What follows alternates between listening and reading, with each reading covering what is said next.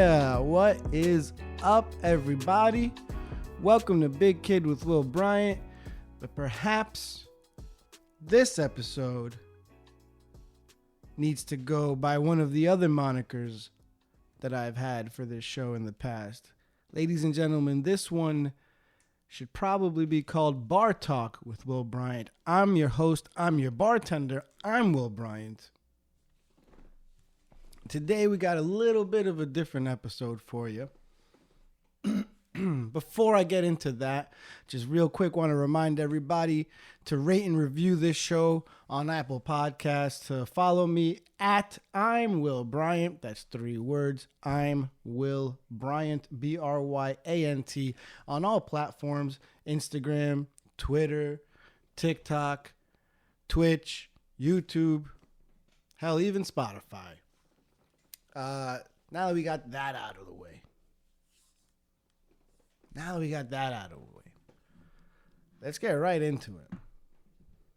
Because, as I said, well, first of all, let's not get right into it. Let me take a sip of this. Rolling Rock. Back to the classic, the premium beer, Rolling Rock. The OGs of this podcast know what that's about. It's appropriate. It's appropriate. I like apropos. Doesn't that make you just sound smarter? I believe it's apropos for me to be drinking some Rolling Rock. It's the most apropos shit I could be doing right now. Damn it. I keep hearing that it's good to not curse in like the first like 10 or so minutes of a podcast or a video on YouTube. Not that it matters for me. Not that I'm making any money off of this, but apparently it does demonetize you. I'm not really so much worried about that. I wonder if it affects my viewership. Not that that's really killing it either. I do better on the downloads and the views, but either way, it's every number that matters. Every download, every view, every stream, every one counts. That's why I appreciate all of you doing all the rate and reviewing that you do. Where was I don't know. YouTube, my YouTube page is actually completely up to date. I'm not sure if I even mentioned that last week. I know a couple of weeks ago I was talking about how I was working on the page. It is up to date. Every single episode of this podcast, the visual format of it is up on YouTube, including last week's episode. And hopefully from here on out, the video format will come out 1 to 2 days after the audio format. So if you like seeing this pretty face, then you know to check me out at I'm Will Bryant on YouTube. And these videos will be out soon after the release of the audio podcast. I actually do get some people requesting the videos, or have been requesting them for a while, so I do appreciate you guys.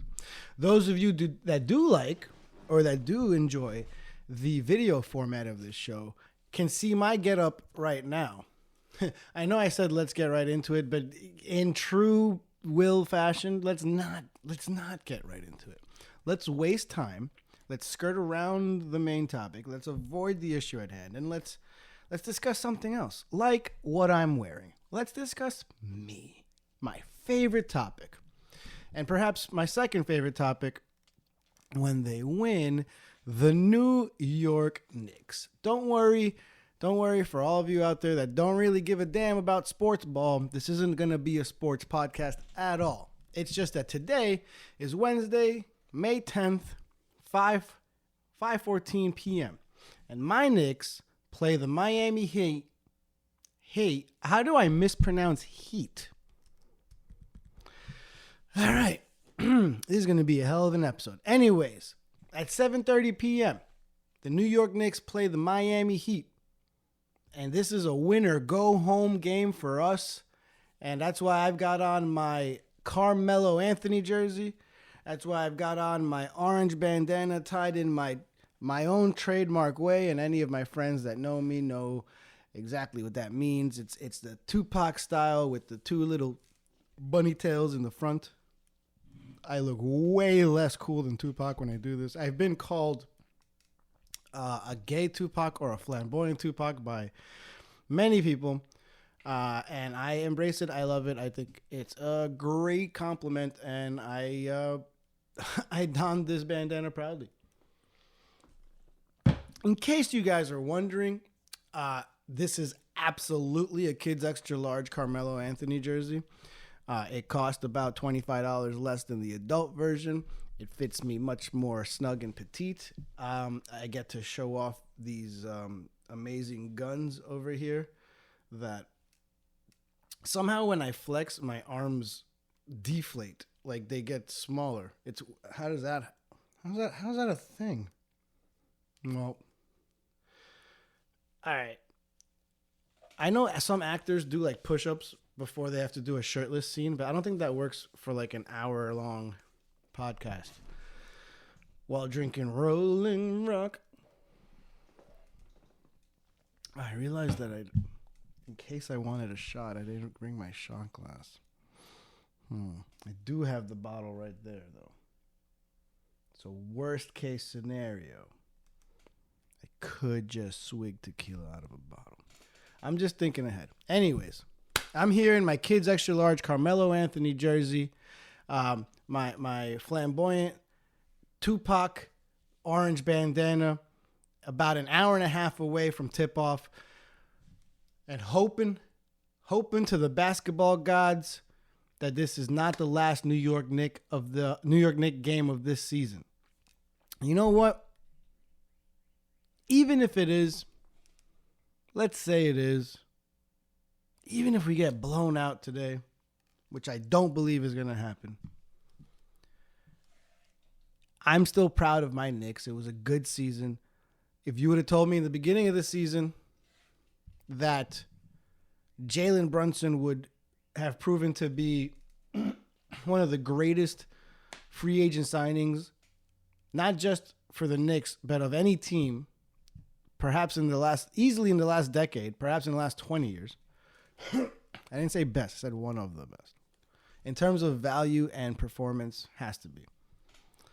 If you would have told me that Jalen Brunson outperformed an already high contract and that the Knicks would have made it out of the second round, I would have told you that is a successful season. So I'm not going to let the fact that the Heat were an 8 or are an 8 seed put a damper on that. Yes, of course, the Knick fan in me thinks, hey, Heat, 8th seed, no Tyler Hero, no Victor Oladipo. We're pretty much at full strength. This is ours for the taking. And I thought I had those thoughts when in the beginning of the series before it ever started, but unfortunately, Jimmy Butler is him. I don't know what else. Jimmy Butler is him, man. There's no one on our team as good as Jimmy Butler.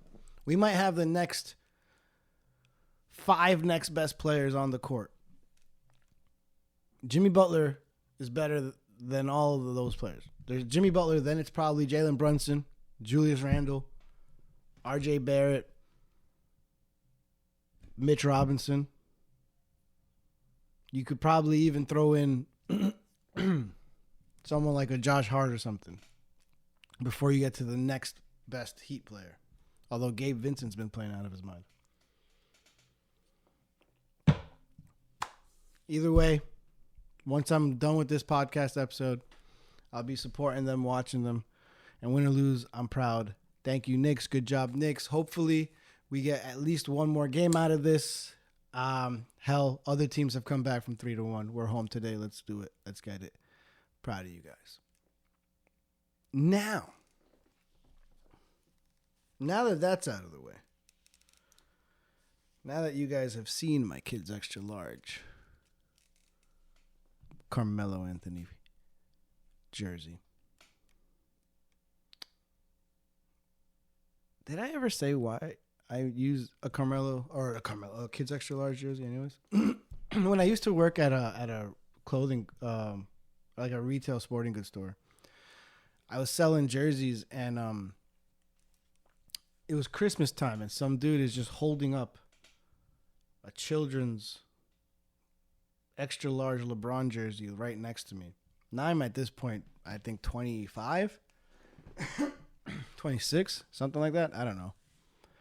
And he just goes, you're about the same size as my 14-year-old. You mind throwing this on? I want to see how it looks on you. Well, we worked off a commission at this store, so although I was wildly insulted, I was like, sure, what the hell? And I put this LeBron jersey on, and I was quite surprised. It fit great. In fact, I had never bought a jersey. I had never bought a jersey as an adult because I thought that they all looked huge on me. They would go down to my knees. And this ain't 2001 anymore. We're not wearing the tall man tees.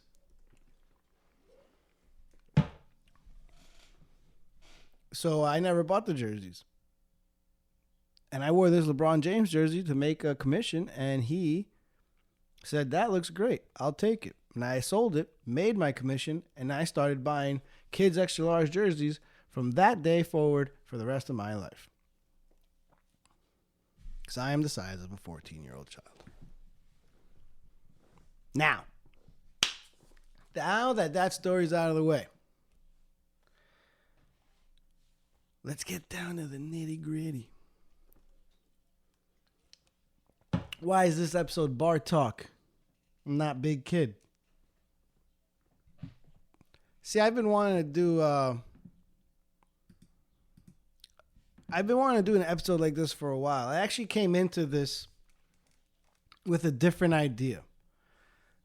But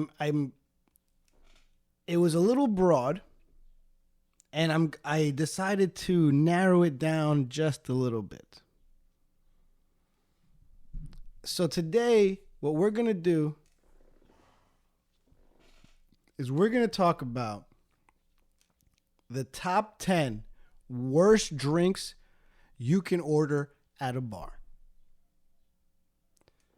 Now, originally, I was going to work on this episode, or to be honest, I've been working on an episode that I was tentatively calling What Your Drink Says About You. Now, that encompasses a lot. And while thinking about that, a main point, one of the most important parts of what your drink says about you are the bad ones. What bad drinks say about you. Because here's the thing, I was also going to talk about and discuss good drinks to order. Safe drinks. Drinks that won't get you laughed at, judged, mocked, whatever. But in the, I guess, brainstorming process of that episode, and by the way, I wanted to do this episode a couple of weeks ago, but I kept delaying it because as I would do like a quick outline, I realized I can't do a quick outline on this. I have to think about it. I have to actually give this some time. And because the more I thought about it, the more I wanted to talk about, the more I wanted to say. So the episode about what your drink says about you, that is still to come. That is down the pipeline. It will come out sooner rather than later. But in the brainstorming process of that, my mind was almost fixated on the negative. Ha! Shocker. Me fixated on negative shit? No way. It happened, though. It happened. I couldn't stop thinking about the bad drinks that people order and what it says about them. And that's why, if we just kind of chip away at everything else that was going on in my head in this brainstorm think tank process that us geniuses go through, I got to, how about we just do 10 shitty drinks to order? And by the way, of course, in true Will fashion, I could not limit it to just 10, but it's all good. It's all good. It's all right. Because it's my show, and I get to do what I want. But essentially, this episode is going to be a nice little succinct what not to order at a bar. Now, keep in mind that this is from a bartender's perspective. This isn't somebody advising you on what to order at a bar based on health or, oh, don't order that. There's a lot of sugar in that. No. Although we will talk about sweet drinks. This is what the 10 worst drinks to order at a bar based on a bartender. That's what we're going to do right here. See, I'm your host. I'm your bartender. I'm Will Bryant. I'm a bartender in New York City, and I'm here to tell you what the top 10 worst drinks to order at a bar are. That sounded weird. What are? Let's try that again. Ready? I'm your host. I'm your bartender. I'm Will Bryant. I'm a bartender in New York City, and I'm here to tell you what are the top 10 worst drinks to order at a bar. Bam.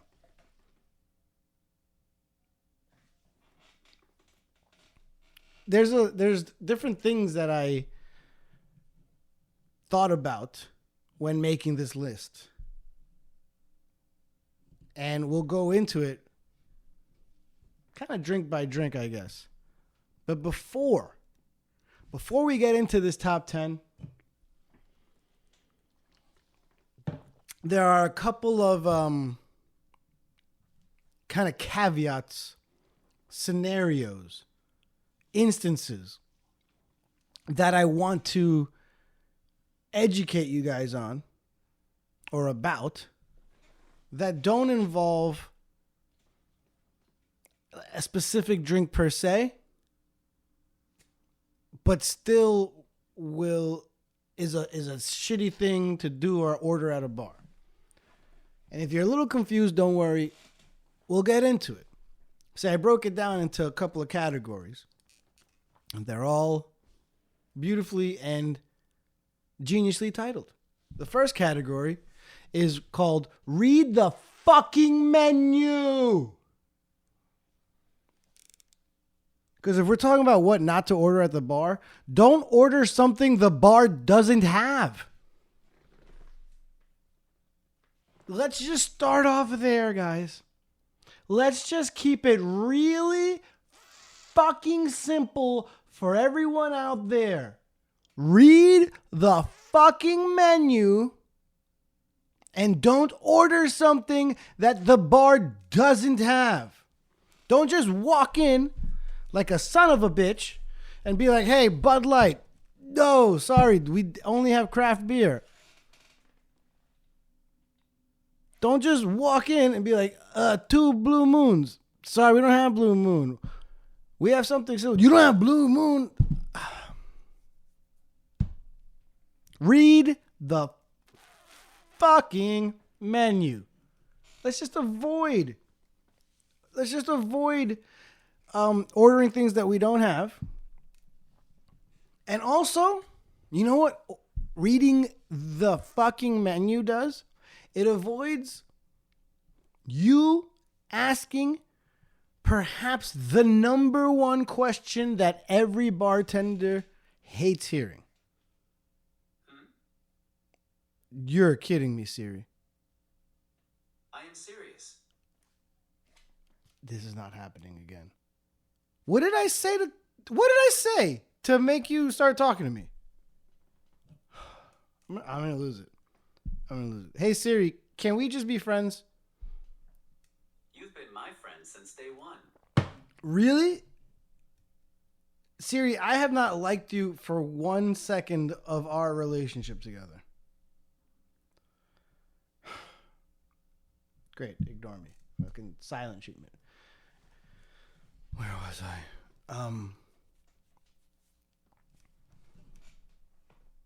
Oh yeah, read a menu. Oh my God, fine. Jeez, man, God, that really threw me off. All right. Take it from a bartender. Here's the number one question that all of us hate being asked. Ready? What beers do you have?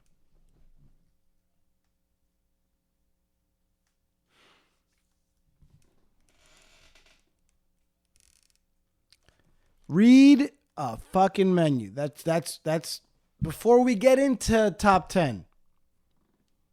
Just let's call this the preamble to the worst things you can order at a bar. Before you even order something stupid, read the menu. Because there's nothing stupider than ordering something we don't have. No bartender wants to hear you ask them, what beers do you have? Hey, what's on tap? I've had people peek over a tap system to ask me what we have on draft. Just take a look, man. If you're at a whiskey bar that has 35 different types of whiskey, do not ask them what types of whiskey they have. Because I'm not going to sit there and list to you every single whiskey. Like Buffalo Trace, Eagle Rare, Blanton's, Bullet. I'm not going to keep going and list you fucking Elijah Craig and George Dickel and freaking Rip Van Winkle. Just so that you can turn around and be like, I'll take Jack. Son of a bitch.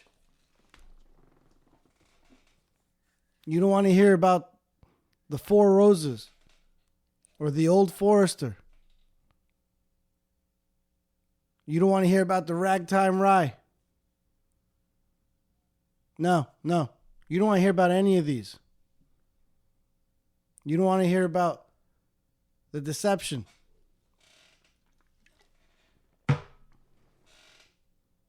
You want the Jack. Read the menu. What cocktails do you have? What beers do you have? What whiskeys do you have? All of it. Read a menu. Or just look at the bar. Don't just walk in and not even take a look at the bar. Read the fucking menu. Next up on my preamble list here, before we even get into the top 10, know where you are. This one might not be that obvious from the title alone, but you'll get it right away.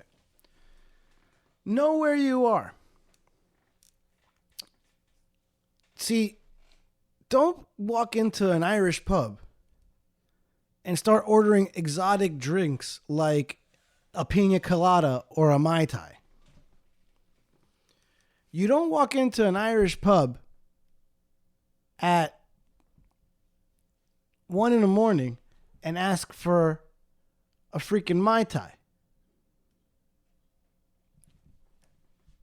That is something you save for when you're on vacation in, I don't know, Sandals, Jamaica or something like that.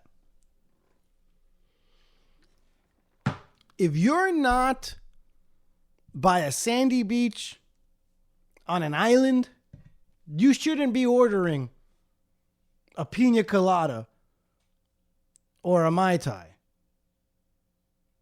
Know where you are. And let's break that down even further just a little bit. Know where you are also has to do a little bit with read the menu, because you can't just assume that every place does flavored drinks. And by this, I mean, bartenders will get a little annoyed if you just assume that we can make you a raspberry margarita. We can absolutely make you a classic margarita. But just because you once had some happy hour hang session at a cheap gimmicky spot that offers flavored margaritas or flavored daiquiris, that doesn't mean that every bar you go to from there on out is going to have flavored margaritas. That's not a given.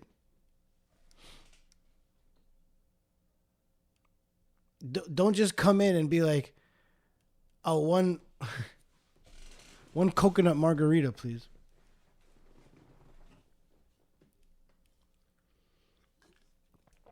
And asking it just tells me like, "Oh man, where did you just go? Did you just come from? Who does flavored margaritas? Like blockheads? Only people in New York will understand that. I don't know. Does Hooters even do it? Buffalo Wild Wings? Applebee's maybe? I don't even know. Maybe someplace like that.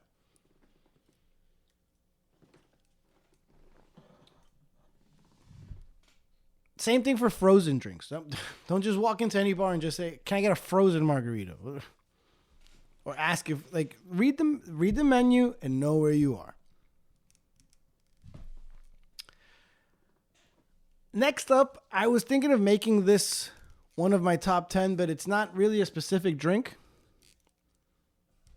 Although I break my own rules anyways. This we're just going to call, this next category of what not to order at a bar, we're going to call it Make It Strong. As a bartender, one thing I hate hearing when you order a drink from me is make it strong. Man, that's... See,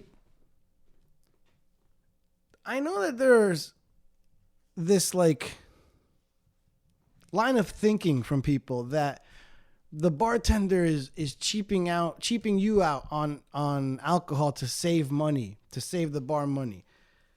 Let me tell you something. I follow the recipes for drinks, and every bar that I've worked at, there's never been a cocktail that only had like 1 ounce of alcohol. A typical cocktail is 2 ounces of alcohol, 2.5, 3 ounces sometimes. If you're doing something like a Negroni or a martini. And I've never been told, "Hey, let's cheap them out of the alcohol." And I have never underpoured a drink to save my bar money, because I don't give a fuck about that. As long as I'm not fucking up or breaking the rules, I don't care if the bar's losing money on a cocktail, as long as I'm doing everything right. We're not losing money on cocktails, but trust me, I'm not trying to save us money on cocktails either. When you order a margarita from me or a Jack and Coke, I'm giving you the standard amount of alcohol, the right amount of alcohol. For Jack and Coke, it's typically 2 ounces of alcohol, of 2 ounces of Jack. The rest is Coca-Cola. When we hate hearing, "Make it strong." Yo, let me get a Jack and Coke, but make it strong though. All right? Yeah. And then I'll ask, "Oh, do you want a double then?" Nah. I'm just saying though, like you know, don't be stingy with it, you know, like heavy pour, you know what I mean? So you want me to give you more alcohol, but you don't want to pay for more alcohol. I see. And here's the thing. I want to say 9 times out of 10, but I honestly, 9.9 times out of 10. The person that's asking me to make it strong is not going to tip me well. Not enough for me to risk my job to give you a little bit more alcohol. It's just never worth it. Because you know what? The guy that asks to make it strong, you're already lacking class. And you know what else someone that lacks class does besides asking a bartender to make it strong? They follow it up by tipping the bartender like crap. So when you ask me to make it strong, you sound like a dick. You sound like a loser. And dude, just order a drink and then have a shot. Have a beer and have a shot or something if that's the case. If you want something if you want to get drunk like that, make it strong. So just have 2 drinks. Pace yourself. Whatever. You want to get drunk right now? The make it strong guy, the guy I make it strong for, you're always the one that's too drunk, too fast, too quick, and just sloppy by the end of the night. And as a bartender, why would I want to get you drunk that fast? I want to get you drunk responsibly. The make it strong guy often ends up pissing me off by the end of the night. More than he already did when he ordered the drink in the first place. Never ask a bartender to make it strong. You want a strong drink? Order a double if the bar does doubles. I've worked at bars that didn't do doubles. I've worked at bars where you can order a double, but you're just going to be charged double the price for a drink. I've only worked at one bar where, let's say you ordered a Jack and Coke, that would be like $10. If you ordered a double, it would be like +6 or something like that. They'd give you a discount for ordering a double like on the spot. That's a little divey, but whatever, you know? Don't assume that ordering a double means that it's cheaper than ordering 2 drinks. No, it just means you're ordering 2 at the same time, dude. Be happy if you're at a bar where doubles are actually cheaper than 2 drinks at a time. But yeah, this whole make it strong thing, give me a heavy pour of all that stuff. You don't sound cool. I don't care if you laugh when you say, make it strong though, right? yeah. No. Fuck you.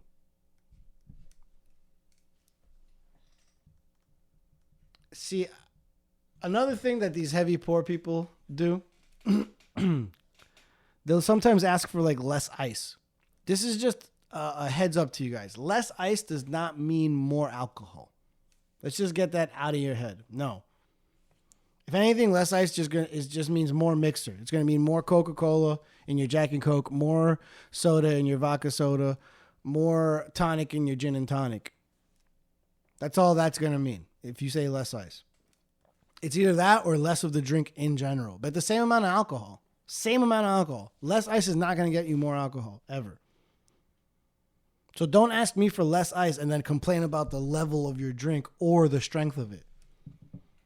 You want more alcohol, ask for it correctly and pay for it. Simple as that. If there is a bartender out there that does give you a strong drink just because you asked for it, tip them for it. Asshole.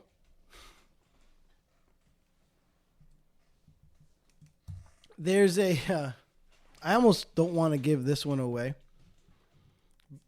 Because when I told my friends about it, they were like, no way. They were kind of dumbfounded by it.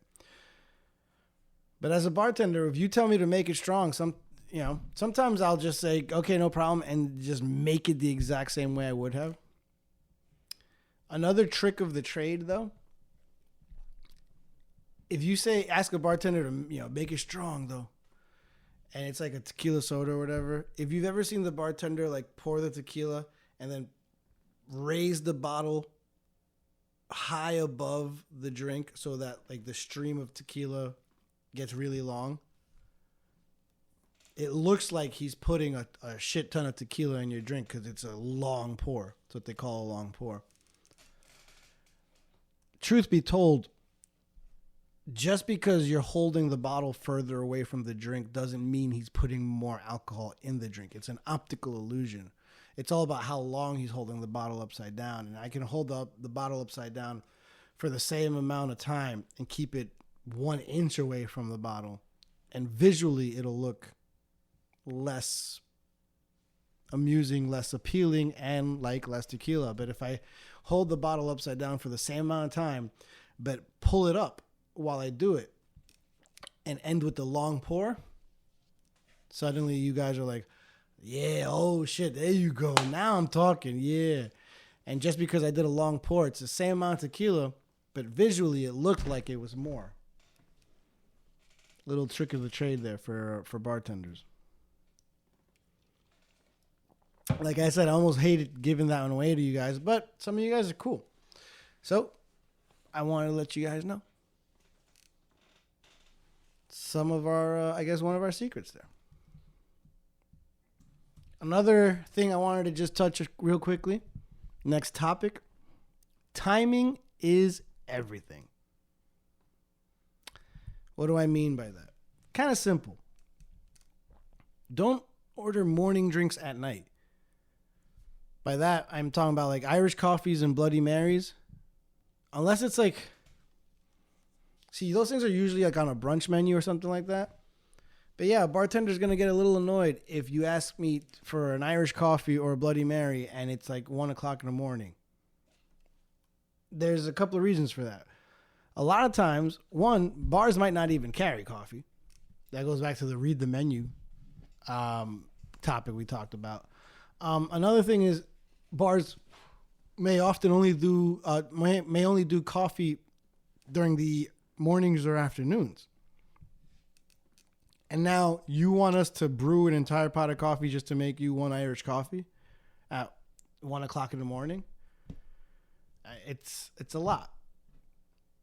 The Bloody Mary, oftentimes the Bloody Mary mix is something that isn't kept behind the bar at all times because it's often only needed during brunches. Why would I have something behind the bar taking up space? A very messy thing, by the way, if it ever did spill. Why would I keep that behind the bar 7 days a week, 24 hours a day, when it's really only something that's used for brunch? And brunch is what, twice a week for just a couple of hours. So you ask for a Bloody Mary at midnight when I've got a full bar of people ordering regular drinks. You might be asking a bartender or a barback to now go downstairs and grab something that's been in storage, if we even have it, to make you this drink that's typically just ordered for brunch. What, are you really hankering for some tomato juice, dude? Yeah, a Bloody Mary or an Irish coffee at midnight, it's going to annoy us bartenders. It's just the way it is. Another thing I want to touch on under this topic of timing is everything is last call. Because a lot of times what happens is a bartender will call last call and take orders from everybody at the bar. And the moment he's done with that last drink, without failure, somebody will walk into our bar. Maybe one person by themselves. Maybe it's a group of 3 to 4 people. And the bartender will look at him and be like, sorry guys, I already called last call. And the bartender has every right to be like, I called last call, so I can't make any more drinks. When I'm really trying to get out of there, get home soon, not prolong my night, when I maybe had a rough night, that's something I'll do. But more often than not, if I just finished making or serving the last drink, called last call within just a couple of minutes, and we get a group of people walking in, or anybody walking in, this is what I'll tell them. I'll say, hey guys, I just called last call. I can give you guys one round if you guys are still down. You have to realize, though, that literally means I'm telling you that you are going to be the last drink that I make tonight. And it's safe to assume it's been a long night. Maybe not even like out. Maybe it hasn't been a 12-hour shift, but man, this job ain't exactly that easy. If it's been a busy night, we're tired, stressed, and over it. If it's been a slow night, you're the reason it's just going to be even longer. So what you order on a last call matters. If you walk into a bar, hell, it's not even, especially if you just walked into a bar and are only doing a last call drink. But in general, if you ask for 4 espresso martinis and a mojito during the last call, it's going to be the least favorite drink that we have made that entire night. If you come in for a last call, if we are calling last call, if a bartender calls last call and you ask for some complicated cocktail instead of a beer, a shot, whiskey on the rocks, vodka soda, tequila soda, something like that, we are probably annoyed at you. A last call drink, honestly, just make it nice and easy.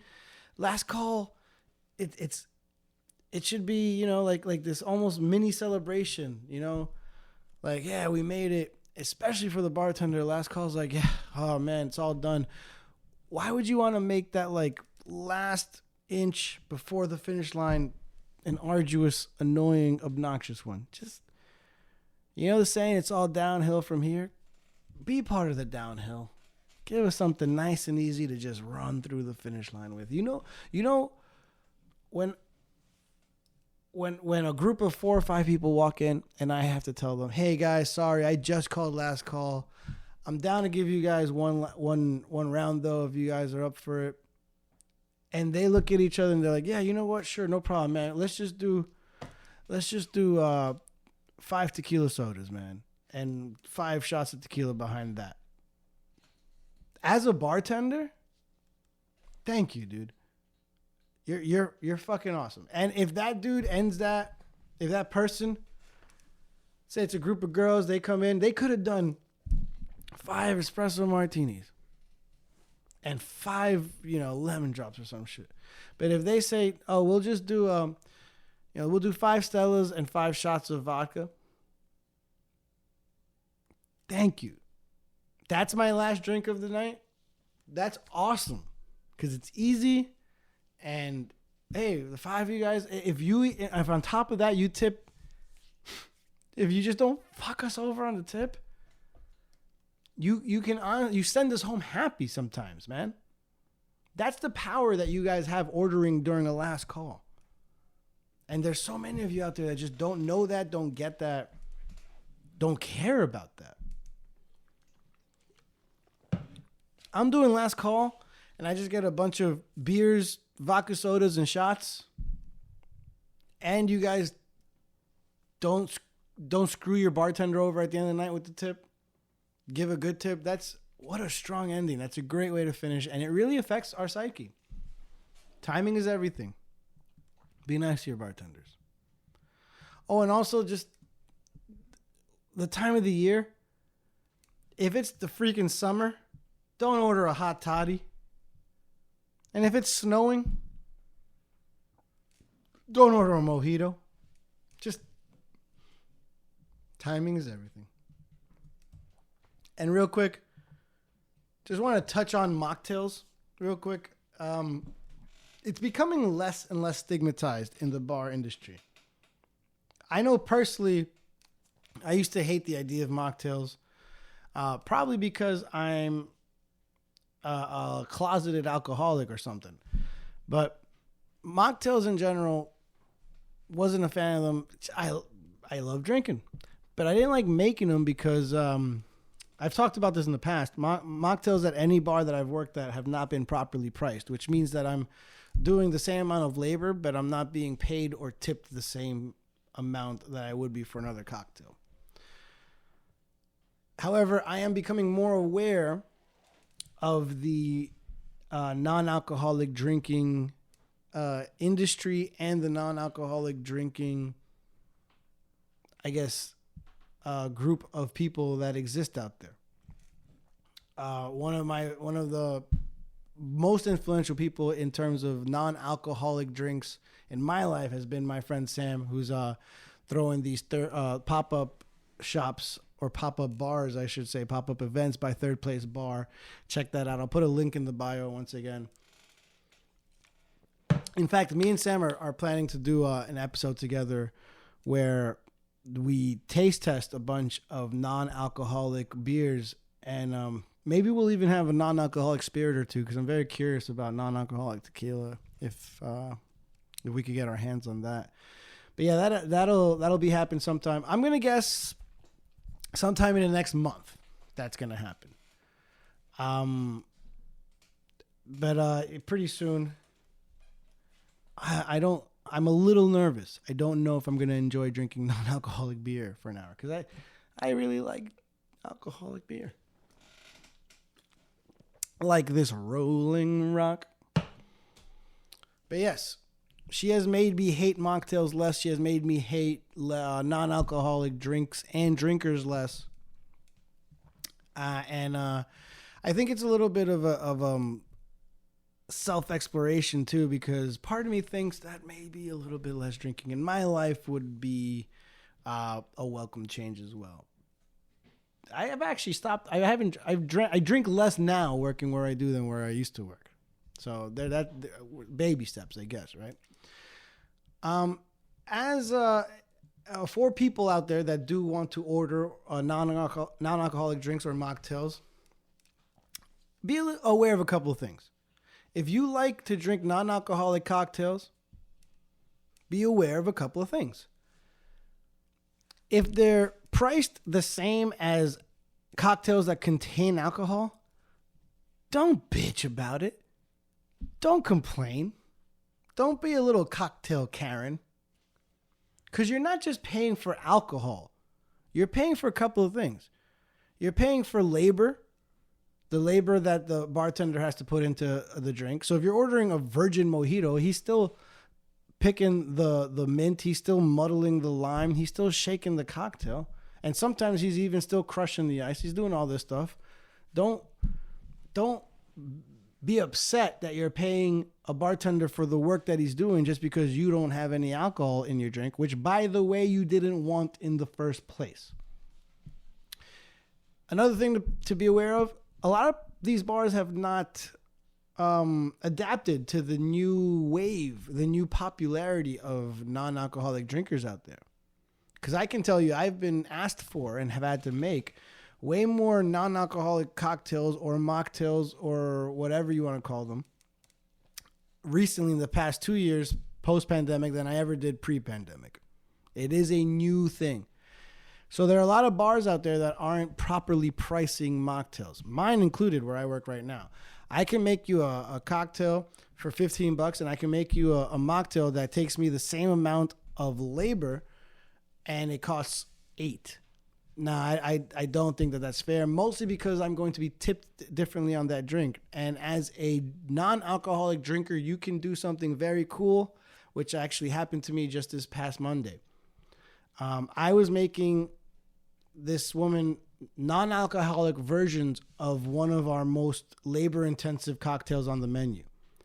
And I didn't want to charge her for the regular price that we had for, like, that we have no button on the menu, basically on our electronic menu, for me to distinguish that it is a non-alcoholic cocktail besides one basic mocktail button that we have. And the mocktail button is just $8.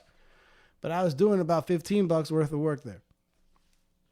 She realized that she was being charged a lot less for drinks that looked just as beautiful and tasted just as good as each and every one of her friends was drinking at that night.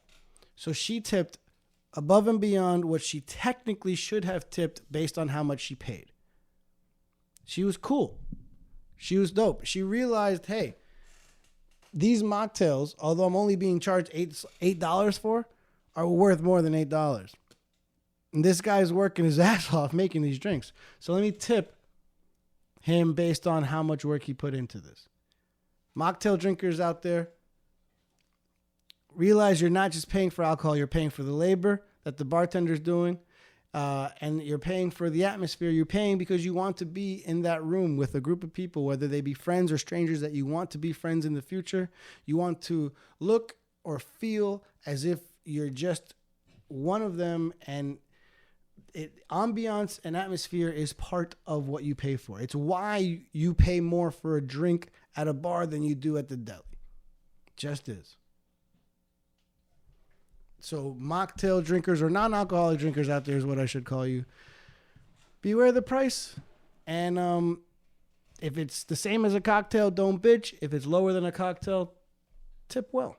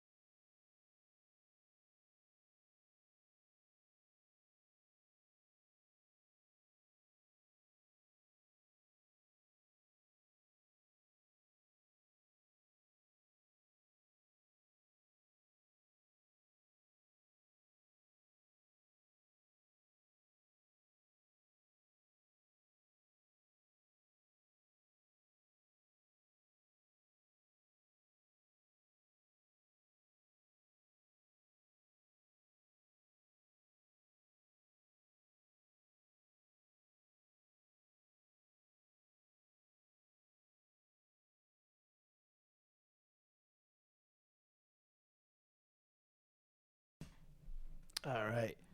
We are back.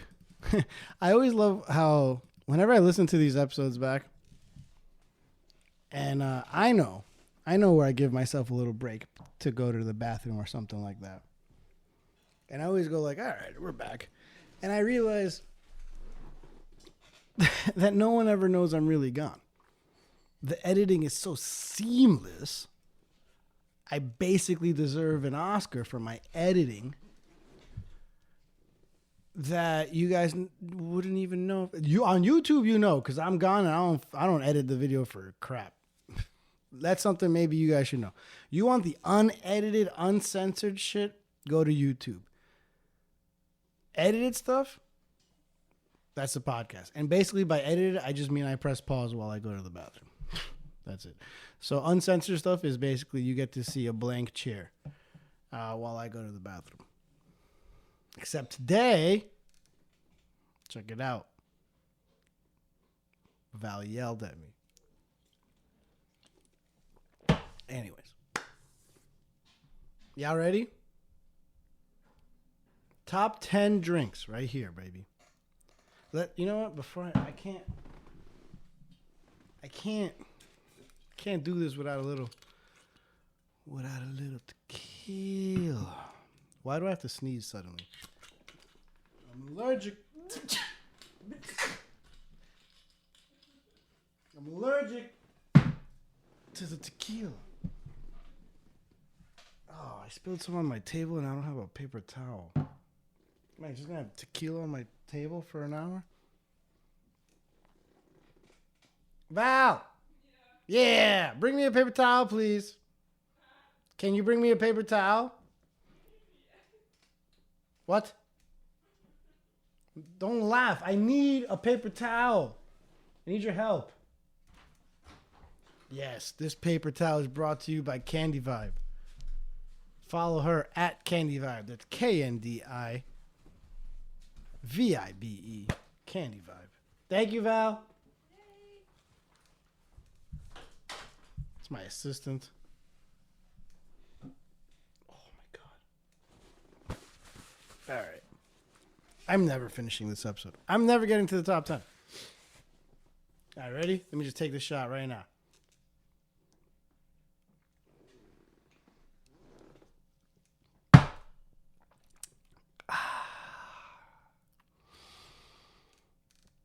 Ooh, feel the goosebumps in my arms. Arm hair standing up. And as always, thank you, James. Now, I know we're about an hour, almost an hour into this. Because your boy likes to take his time. Because your boy likes to stall. I like to stretch, you know. But, without further ado, take it from me. A bartender. If I haven't said that enough. This is right here. This right here is a list of the top 10 worst drinks to order at a bar. This right here. Listen to this and hold it near and dear to your heart and never forget it. Take it from a New York City bartender. This right here, the top 10 drinks. I fucked that up. Fucked it up. Take this from a bartender. The top 10 worst drinks to order at a bar. Number 10. The number 10 worst drink to order at a bar. Gonna give myself a little bit of room to cheat. This, I'm just gonna call this the Google search. What do I mean by that? I don't mean if you didn't know what a good, I don't know, vodka drink is and you Google it and it tells you to try Moscow Mule. Cool, no problem, whatever. That's not what I'm talking about. I'm not talking about you having to Google a drink to order something as long as the drink is normal. Also, the other day, some dude ordered a blood and sand from me, and I had heard the drink in the past, but I had never had it ordered from me. So I had to look it up. I had to Google it. I was able to make it. That's more on me than the the guy asking. Now, it is a little bit of a weird drink, the Blood and Sand. And I did have to Google it. But hey, I mean, if I knew it, it would have been whatever. It wouldn't have been that big of a deal, right? So I'm not talking about a drink that the bartender has to Google. Sometimes, in fact, this is what I did with that gentleman at that day. Because he was a fine dude the entire night. And then he was like, I see you have the Chambord back there. Is there any way you can make me a Blood and Sand? And I looked right at him. I was like, I'm going to have to look that drink up. I'm not sure. If I have the ingredients for it, I'll make it for you. But let me look that up. And he was like, yeah, sure. And he was telling me like the ingredients, but I also have to know how much of what ingredient to put in. So I looked it up anyways, was able to make it, and we did it.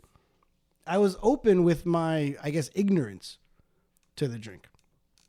And he was fine with it. He didn't care. He had his drink the way he wanted it. He wasn't pretentious about it.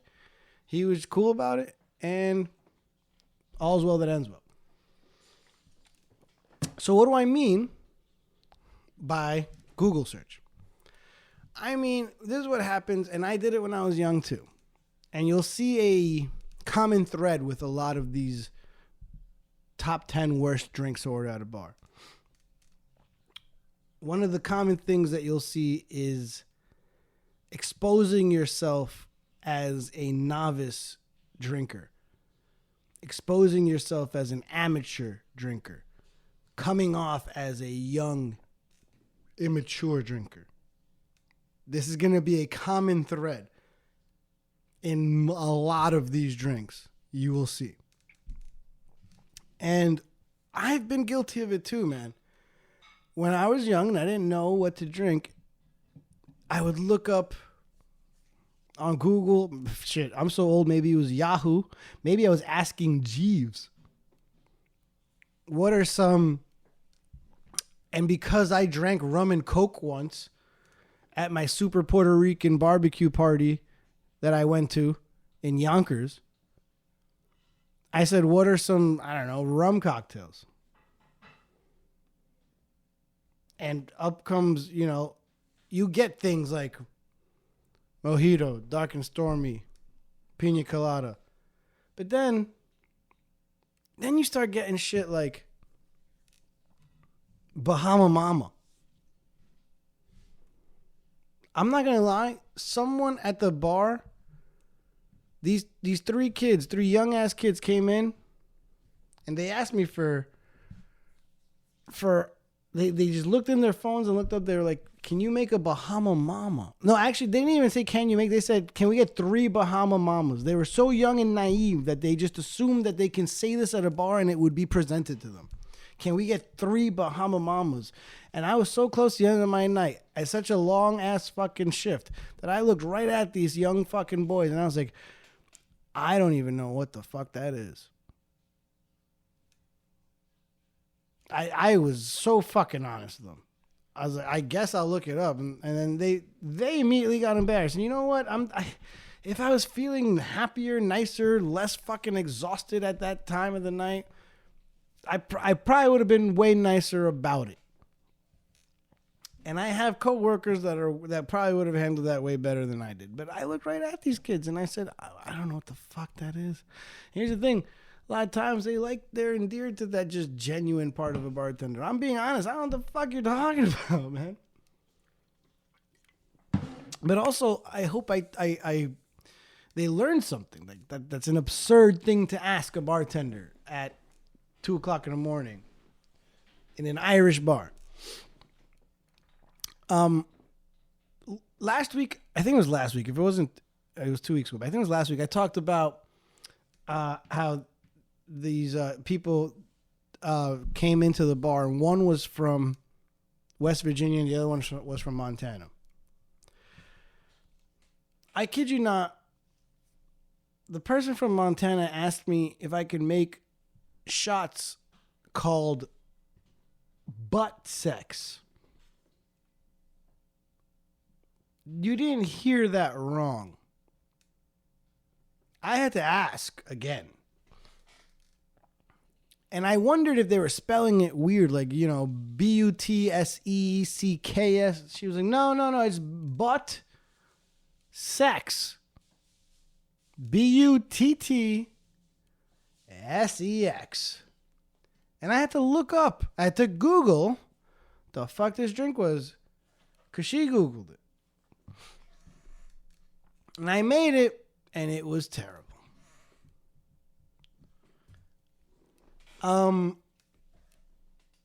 If you're just Googling a drink and you never heard of it, and you're asking a bartender to make it, chances are you're going to annoy the shit out of them. I once had a friend of mine, a good friend of mine, visit me at the Diddy, Jay, and he asked me, fuck, what was it? No, it wasn't a Skittles. Oh, man. I know that he's going to chime in our chat and remind me in just the sweetest way possible of exactly what drink that was that I was making him. But I was making him some drink. I feel like it has the name of a candy, like not Tootsie Roll or not. It wasn't Skittles. Was it Skittles or Dr. Pepper? Was it a Dr. Pepper drink? I don't know. I think it was a Dr. Pepper drink. But because I'm his friend, he Googled something and had me make it for him all night long. And I did. And the fact that he got home safely is beyond me.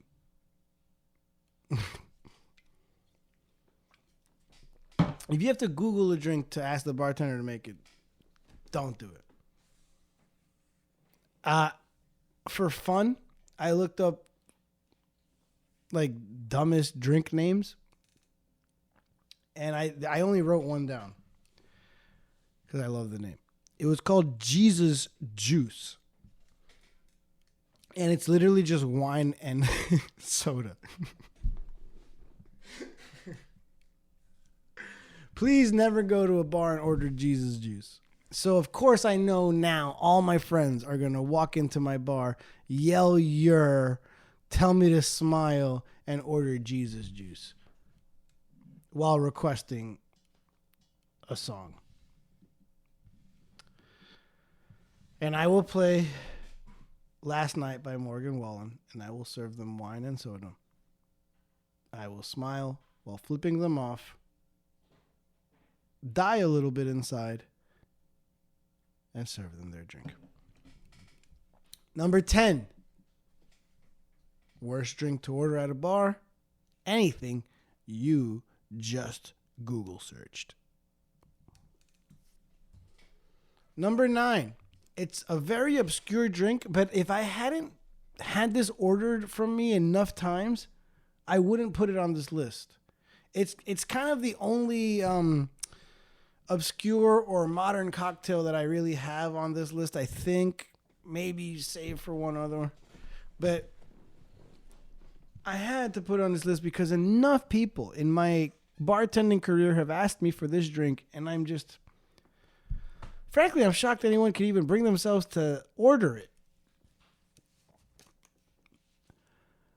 Number 9, worst drink to order at a bar, the porn star martini.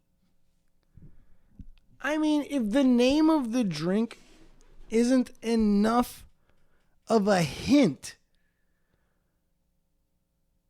for why you shouldn't be ordering this drink at a bar, I don't know what else to freaking tell you. This is gimmicky upon gimmicky upon gimmicky. Obviously, with the name, the porn star martini, this drink is going full on gimmick. And it's a passion fruit juice drink.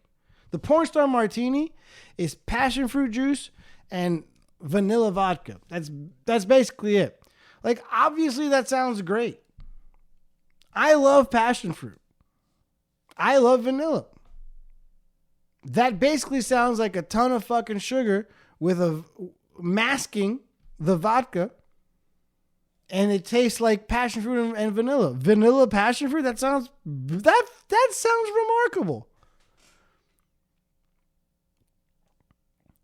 But It sounds like a sweet ass drink that's barely letting you know you're ingesting any alcohol, and it's called the Porn Star Martini. You're really gonna order that at a bar and have any self-respect left in your body while you drink it? No. Also, I've only been asked to make that by people that look like they just turned 21. That's another fucking red flag if I've ever fucking seen one. Porn Star Martini, that's a word that should be stricken from your vocabulary immediately. While we're on the subject of the Porn Star Martini, or martinis in general, I just want to touch quickly upon flavored martinis. Not as popular, but I'm just rolling rock. I've been asked for like weird things, like, can I get a strawberry martini? The fuck is that? Can I have a pineapple martini? I know about lychee martinis. By the way, stop assuming every bar has lychee. That's a very trendy, specific flavor to just assume a bar has. But in general, lemon drop martini, that's a fucking amazing one too. Things like this, flavored martinis, like in general, avoid them. But for sure, never order the number 9 worst drink on my list to order at a bar. The Porn Star Martini.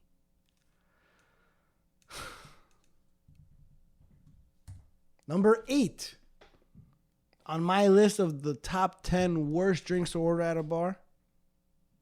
Egg white anything. Little lesson for you guys. When you order anything sour, egg white sour, tequila sour, vodka sour, whiskey sour, it basically just means whatever you're asking for sour is, let's say it's a whiskey sour, it's whiskey plus lemon and simple syrup. That's essentially how you make something sour. And contrary to popular belief, making something sour, like a whiskey sour, actually kind of sweetens it up more than anything else. Yeah, you are adding lemon, but the simple syrup will sweeten it up more than it'll become sour or bitter.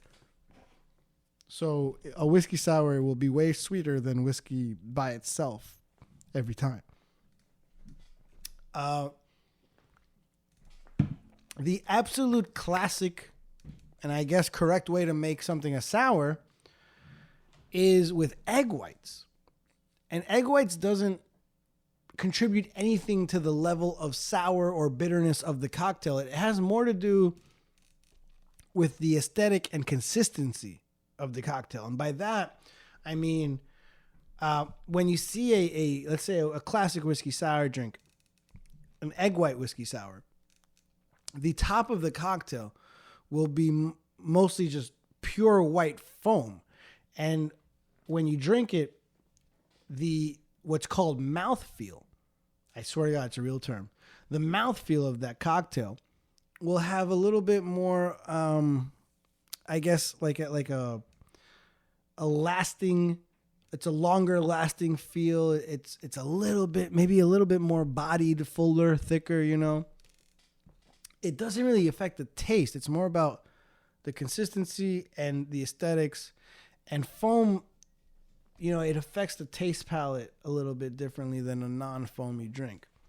I'm actually a big fan of a drink that's lined with foam on top. I actually very much enjoy an egg white drink. I almost never order it at a bar because I don't want to be that guy. I just don't. I'll make myself that drink, but I really don't want to be that guy at a bar. I just don't.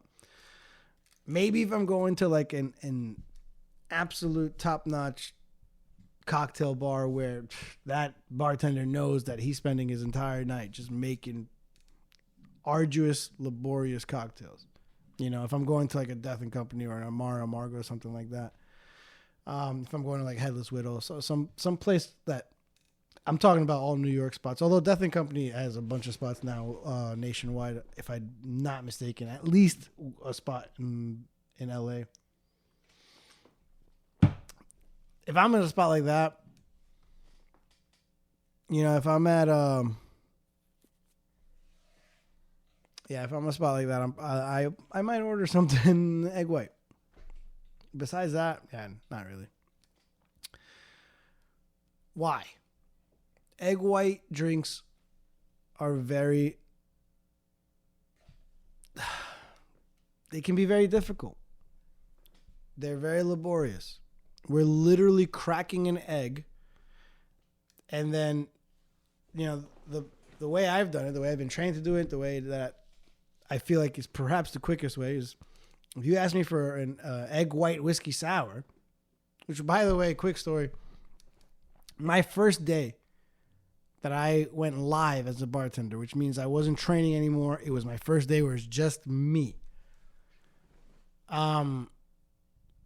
The first drink or the first order that I ever took ever in my life as a professional bartender without any help was 4 egg white whiskey sours.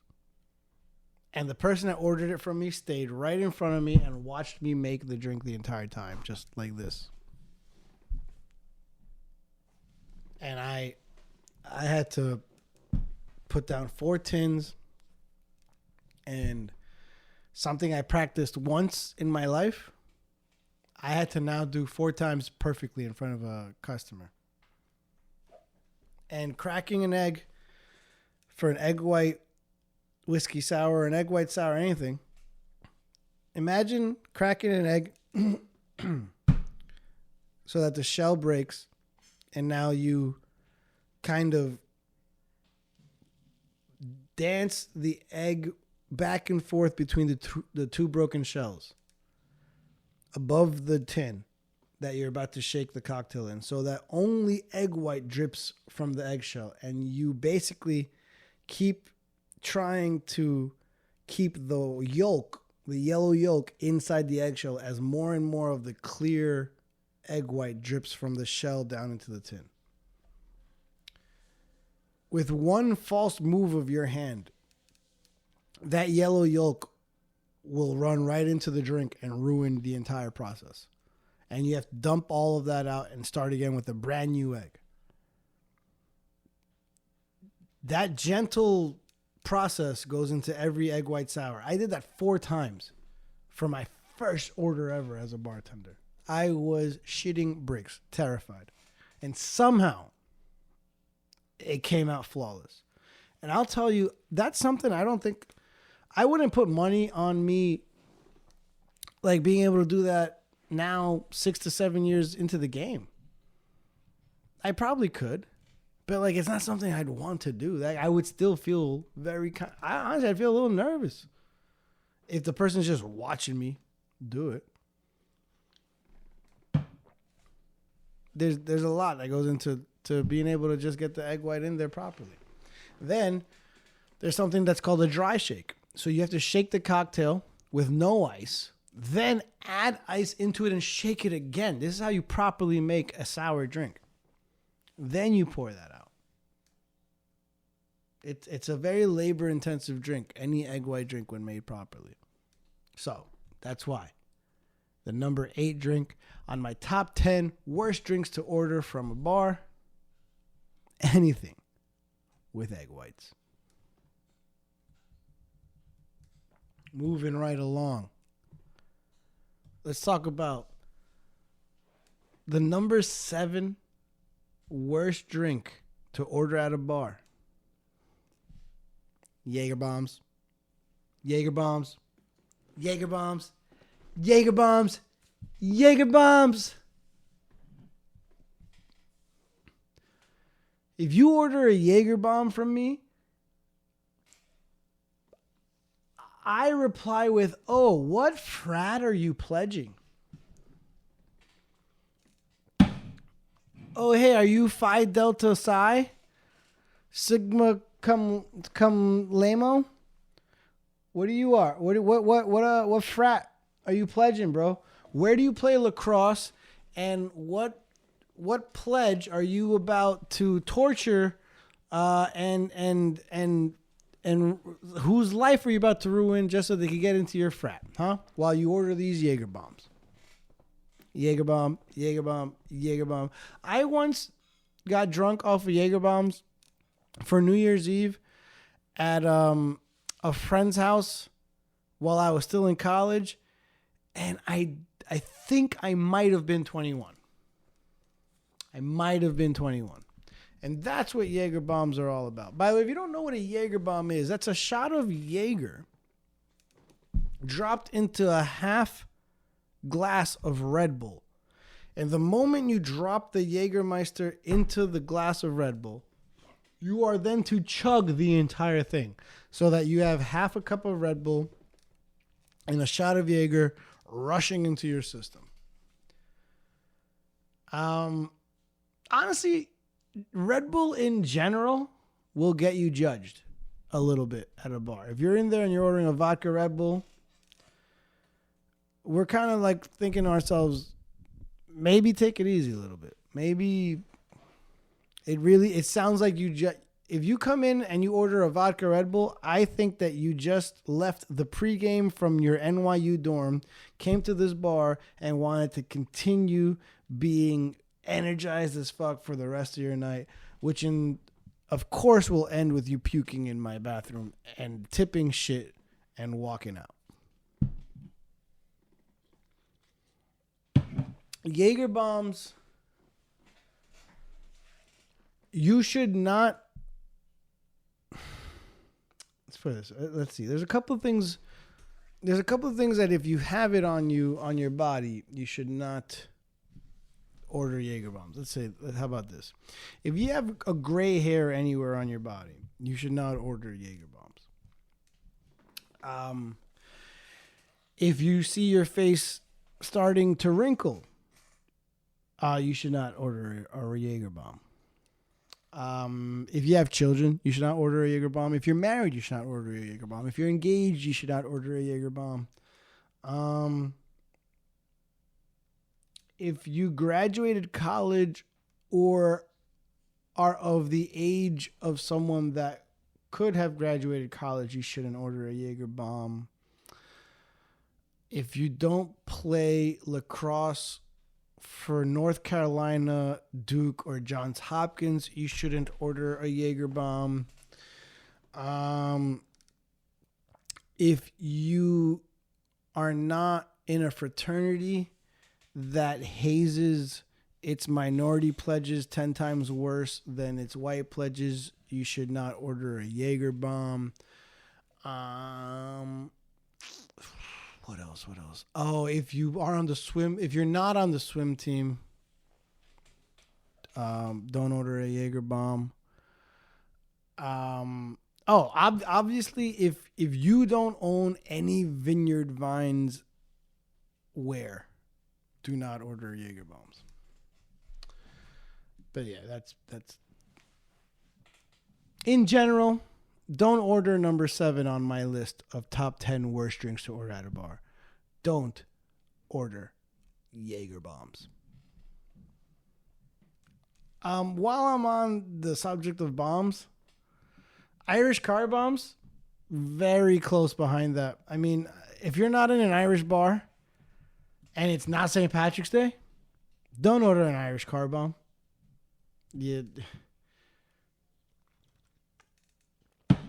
It's just another fratty thing to do. Just not as shitty and fratty as the Jaeger bomb.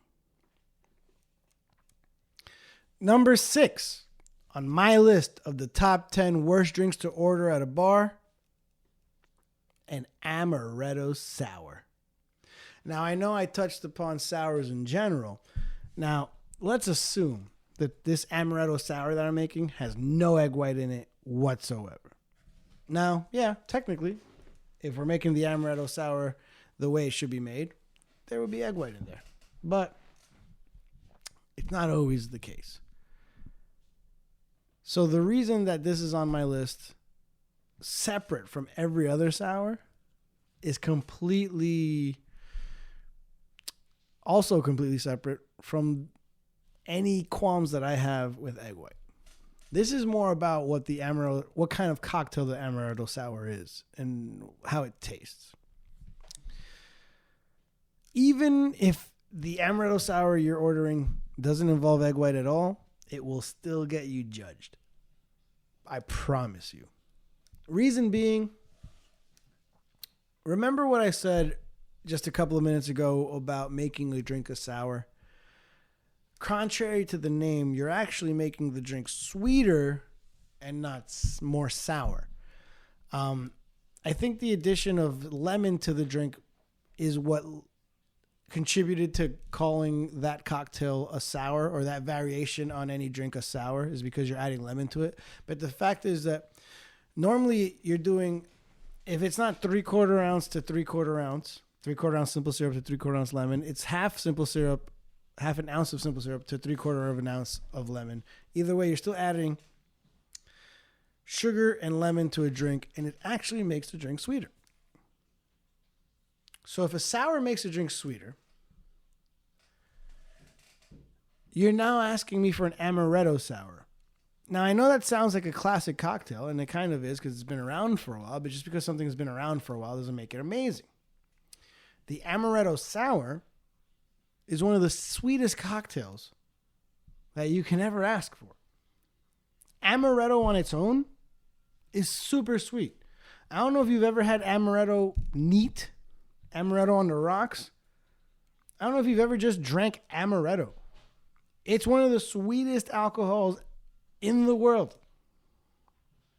And if you ask me for an amaretto sour, you're now asking me to give you one of the sweetest spirits in the entire world and shake it up to make it even more sweet for you. And there is a stigma revolving sweet drinks in the bar industry. Sweetness to us bartenders is just a way to mask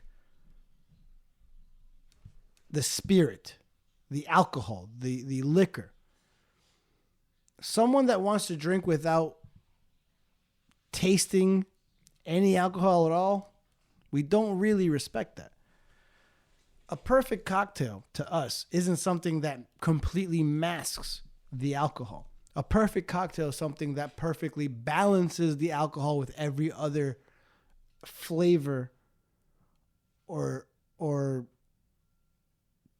taste or experience within that cocktail. It's about balance.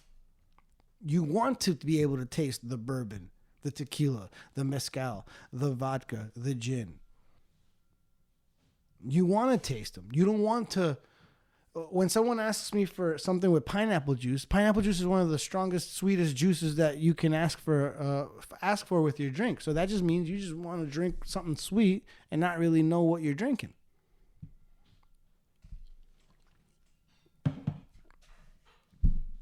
So sweet drinks in general will always have that stigma to it. And the amaretto sour doesn't really get more sweet than that. And that's why the amaretto sour is number 6 on my top 10 worst drinks to order at a bar.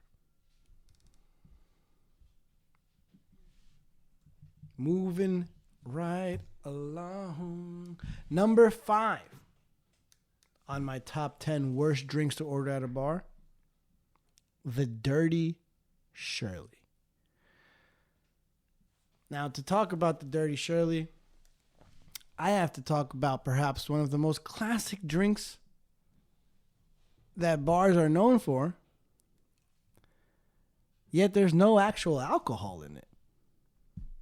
And that's the Shirley Temple. Named after a child actress from decades ago. I'm not even going to pretend I remember what decade it was from. I know I'm old, but it was before I was born. Literally, there used to be a child actress. Let's look it up right now. When was Shirley Temple alive, active, whatever? Shirley Temple. I mean, if I Google her, I'm all right. I was about to say, if I Google her, does the drink show up first, or does the actress show up first? Sidebar. You want to know what's the sickest flex I've ever seen in my life? I'm not even exaggerating. I think this is one of the sickest flexes I've ever seen in my life. Pitbull, the rapper, the musician, the artist. I once heard Pitbull say in an interview, when talking about branding and branding himself, he said, if you Google Pitbull, the dog is second to me. Do it right now. Do it right now. Press pause on my podcast. Press pause on my YouTube video. Go to Google and just type in Pitbull. And tell me that Pitbull, the Miami rapper, doesn't come up first. And then Pitbull, the freaking animal, doesn't come up second behind him. That, my friends, is branding 101. Holy crap. Anyways, I digress. Shirley Temple, you ain't got shit on Pitbull. I'm actually talking about Shirley Temple, the drink. Shirley Temple, the woman, she does. The actress, great. She came up first. Anyways, Shirley Temple was a child actress who actually passed away in 2014. But she was born 1928. She's been around for a while. And she was a child actress from 1934 to 1938. 4 years. She was a little kid. And they named her drink after her. And it became, quite literally, the most popular non-alcoholic drink to order at a bar. I guess I kind of get it. I remember when I was a kid. And I went on this vacation to Puerto Rico with my family, with my mom and my dad. And we went to the Bacardi factory in Puerto Rico. As Trump would say it, in Puerto Rico. And at the end of the tour of the factory or whatever, you got to chill at a Bacardi bar and try all their rums. Now, I was underage, and I was feeling left out as I saw my family order all these different Bacardi flavors and pairing them with Coca-Cola or Sprite or, I don't know, pineapple juice, whatever. So I went up to the bartender, and I remember saying, I'll take a Coke and Sprite. I had to mix Coke and Sprite into one glass for me so that I could feel like I was drinking a mixed drink like everyone else around me. Not gonna lie, the Coke and Sprite was actually kind of good. And I did it for years on. After that, that's besides the point. I bring that up because I was young. I couldn't drink. I saw everyone else drinking, and I wanted to feel like I was a part of it. Goes back to that whole mocktail thing I was talking about. So I understand why the Shirley Temple is such a popular mocktail. It's because it's essentially the only mocktail. It's the only non-alcoholic cocktail, quote unquote, that is famous, that is well known, that if you've never drank before, you know of the Shirley Temple. You might not know what it is. By the way, a Shirley Temple is literally just ginger ale and grenadine. That's it. You think you're drinking this fucking fancy ass non-alcoholic concoction? No. It's mostly ginger ale, and then we throw some grenadine on top, and then there you go. Every underage person that's at a bar, like a bar or restaurant, you know, like let's say there's like a 15-year-old. Doesn't even matter if it's a boy or girl. Let's just say there's a 15-year-old at the bar, and the reason they're there is because they're having lunch with their mom and dad, and they're sitting at a table. Perfectly normal at a bar/restaurant, right? That fucking 15-year-old will order a Shirley Temple because he or she thinks I'm at a bar, so I should have a mixed drink. You know what? That's fine. Whatever. Kids ordering Shirley Temples, it's always going to be a thing for bartenders. That's not what I'm putting at number 5 on my list. No. If you remember correctly, number 5 on my top 10 worst drinks to order at a bar, the Dirty Shirley. And what that is an alcoholic twist on the most famous non-alcoholic cocktail of all time. You want vodka with ginger ale and a splash of grenadine. And here's why this is on my list. Tell me you just turned 21 without telling me you just turned 21. The moment that someone orders a Dirty Shirley from me is the moment that I want to check your ID. And I swear I didn't mean that to rhyme. It just did. I remember the first time someone ordered that from me. I turned to my coworker on a busy Saturday night, and I said, someone just asked me for a Dirty Shirley. Tell me that's just vodka and a Shirley Temple.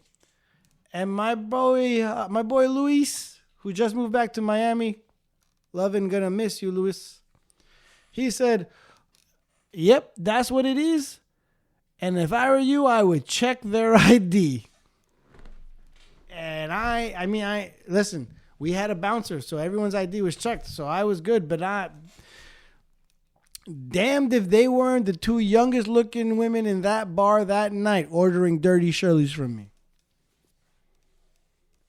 A Dirty Shirley just has a bartender thinking young, underage woman.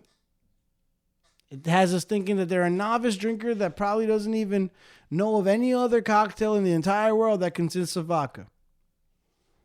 And that's the type of drink that I might call an ID checker. Because if you walked into my bar and I gave you the benefit of the doubt and I said, yeah, you're probably 21, fuck it, what can I get you? And you order a Dirty Shirley from me, suddenly I'm like, you know what? No problem, but I'm going to need to see some ID. Dirty Shirley, the ID checker. Basically, what I'm trying to say is, if you're ordering at a bar, your drink shouldn't resemble that of a child's order. And children order Shirley Temples at bars. Don't order a Dirty Shirley. Dirty Shirley, number 5 worst drink to order at a bar. All right. Man, I don't know if it's because I'm doing an episode about the top 10 worst drinks to order at a bar, but this is easily top 10 most frustrating episodes I've ever recorded because I am fucking up left and right, man.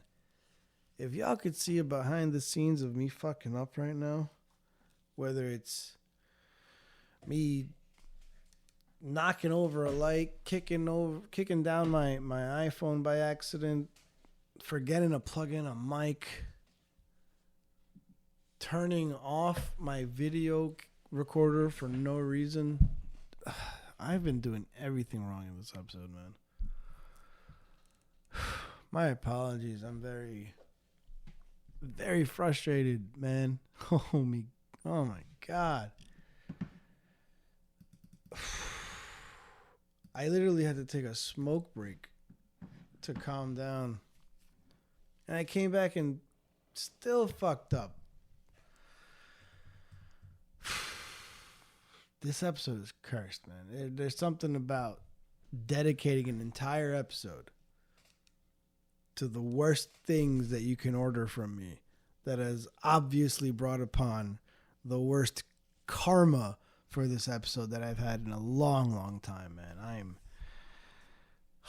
Dude, those episodes that I don't prepare for at all, I come in, I sit down, I record, I leave, I put it out, no problem. Everything's good, everything's fine, I'm happy, no problem. I actually put some time into outlining and preparing and doing some research for an episode. And what happens? It's the most frustrating episode I've recorded in an entire year. Man, I'm dead inside right now. I am dead inside. Dead inside is how I feel when you order the number 4 worst drink you can order at a bar.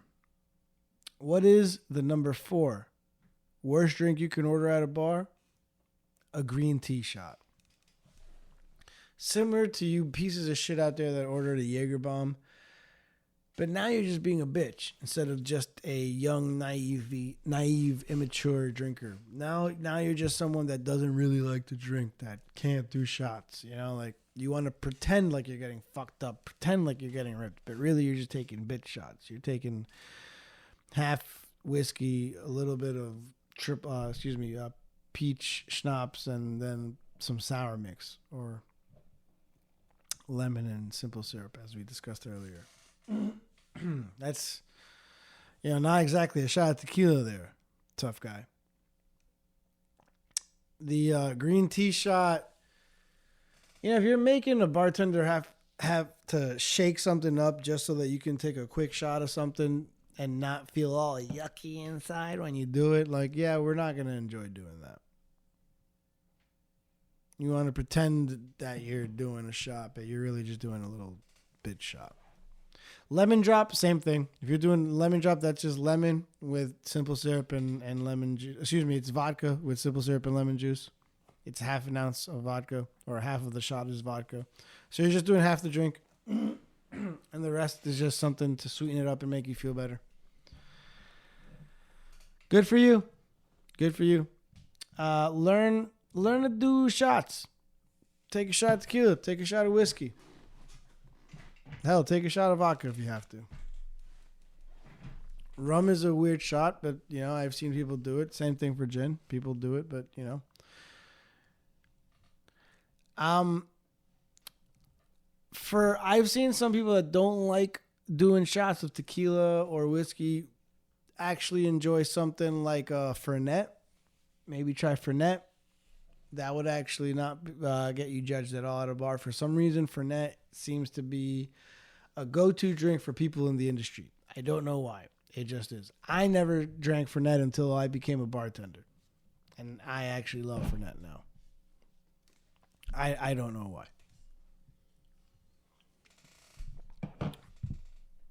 But yeah, number 4 worst drink to order at a bar, green tea shots.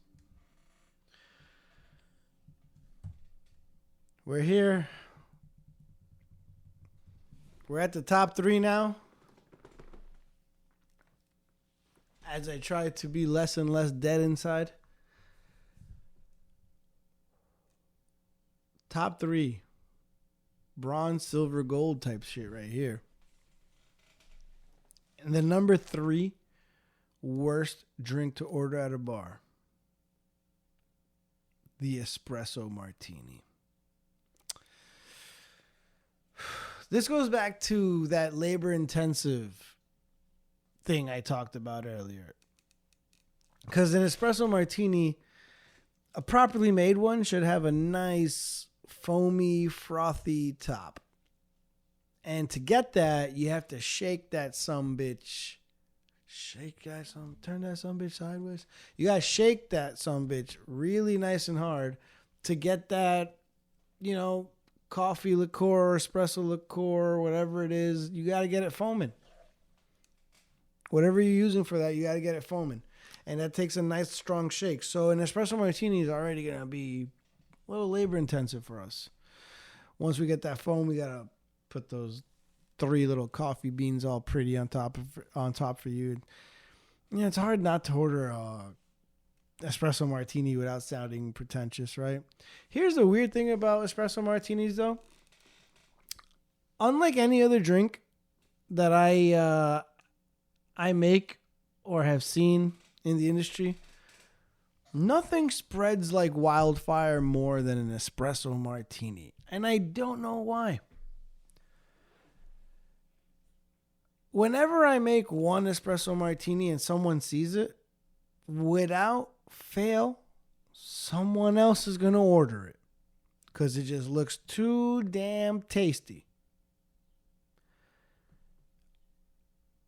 I wish I made worse looking ones and then no one else would want to order it. But I've seen way too many groups of people come in with 5 undecisive people. And then finally one makes a decision and orders an espresso martini. And I make one and the other 4 suddenly want them as well. And then someone unrelated to them from across the bar sees it and says, you know what, that looks good. I think I'll have one myself. And now suddenly I went the entire day without making a single espresso martini, and now I'm making 9 because your ass wanted one. It just tends to happen. I don't know why. It also goes back to that flavored martini thing I was saying. It's not as, listen, the porn star martini, the only reason it was not high on the list is because it's not asked for that often. It was just bad enough that I had to mention it. The espresso martini, now that's a popular cocktail. And there's no bartender that I have ever met in my life that enjoys making an espresso martini.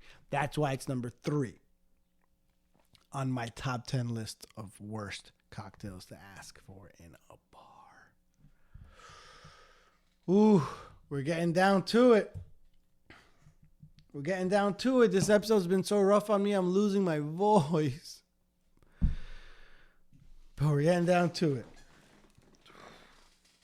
Coming in at number 2 of the top 10 worst cocktails to order in a bar. The mojito. Look, I'm half Puerto Rican. The mojito is perhaps the most important cocktail in Puerto Rican culture. It's an important cocktail in Hispanic and Latino culture. I get it. And there's a huge part of me that wants to, I don't know, be proud of it. But I can't. Look, I'm proud. I'm proud of the drink. I'm proud that it's popular. I'm proud that it's a staple, but it's become bastardized. And, you know, if in the right setting, like I said earlier, know where you are. And also timing is everything. In the right setting, the mojito is a beautiful drink that deserves to be enjoyed, you know, maybe on vacation, maybe on some nice rooftop, you know, but like in a bar, in a dark ass bar. I don't know. Mojito. Labor intensive. You've got to squeeze lime. You got to pluck the mint. You got to clap it. You got to muddle it. Then in some cases, like where I first learned how to bartend, you have to put ice into what's called a Lewis bag, which is like this canvas bag. Then you got to crush it by hand with a mallet. Then put that crushed ice into the glass. Then put the ingredient, the lime. Well, you could put the lime in the simple first and then top it off with rum, or put all 3 first, then put in the ice, top it off with club soda. Either way. Squeezing lime, plucking mint, muddling it, crushing ice. That's a lot of stuff. Just so that you can have your rum, your lime, and your simple syrup. Which, by the way, are the same ingredients in a daiquiri. Minus the mint. It's a lot of shit for a drink that you like because it's one of the first drinks you ever heard of growing up. It's like you heard of a Jack and Coke and then a mojito. And there's only one other cocktail that you might have heard besides that, which, by the way, I haven't mentioned yet. Hint, hint. The mojito, aside from being labor intensive, reminds me of just being an amateur drinker, a novice. You're just not aware of many cocktails out there. And going back to that timing is everything. If I call last call and you ask for mojito, go fuck yourself, man. You're just an asshole. Mojito. I just don't know any bartender that isn't on an island that doesn't hate making mojitos.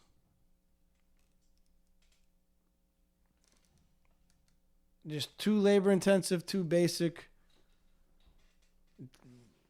lame. I would only order a mojito if I'm on like some fucking tropic vacation or something like that. And even then, I'd probably want to try some other drink they have. Besides the same rum cocktail I get at any Hispanic steakhouse in Queens. That's just me, though. And like I said, ordering a mojito in the winter, that might be number one. It's not, though. It's not. It's not. You want to know why? You're about to find out why. Before we get to the number one worst cocktail or worst drink to order at a bar, I want to quickly mention some honorable mentions. These are some drinks that I thought about adding to my top 10, but at the end of the day, opted against it. However, felt like they were still kind of bad enough to let you guys know about them. Let's get down to it. Honorable mentions. The Screwdriver. That's literally just vodka and orange juice. Didn't we drink this in high school? Didn't we drink this in high school because we didn't know what else to drink? And because vodka was the only thing that the person with a fake ID could get us? Tequila Sunrise. The Tequila Sunrise is probably the least respectable tequila cocktail that I know. Similar to the Screwdriver, it's like the first tequila drink that we kind of know besides the margarita. It's just tequila and a bunch of orange juice and some grenadine. Yeah, I don't know. If you like tequila, there are better options than the Tequila Sunrise, in my opinion. And I don't really have the Tequila Sunrise ordered from me by people that are older than 23. Probably a red flag. While we're on the topic of orange juice, since we just did the Screwdriver and the Tequila Sunrise, Gin and Juice, the song by Snoop Dogg, a lot of people don't realize that's gin and orange juice. That sounds terrible. And I've never really done that.